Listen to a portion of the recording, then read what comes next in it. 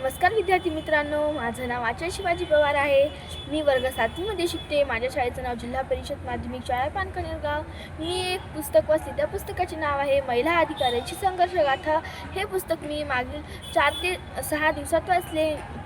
या पुस्तकाचे लेखक आहेत किरण सोनार। या पुस्तकाची किंमत आहे 125 रुपये। या पुस्तकामध्ये महिला अधिकाऱ्यांचा प्रवास कसा झाला हे सांगितलेले आहे।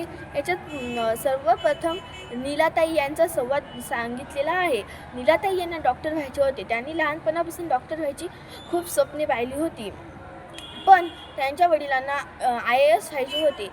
पण त्यांच्या वडिलांच्या काळाच्या वेळेस खूप गरिबीची परिस्थिती होती, म्हणून ते IAS झाले नाही।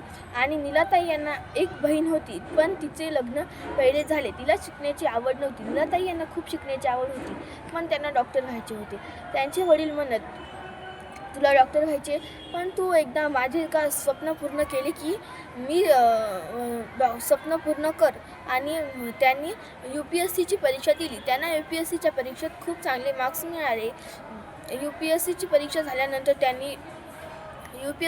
झाल्यानंतर त्यांना IAS बनायची खूप तयारी केली आणि नंतर त्या IAS झाल्या। दुसऱ्या ताई म्हणजे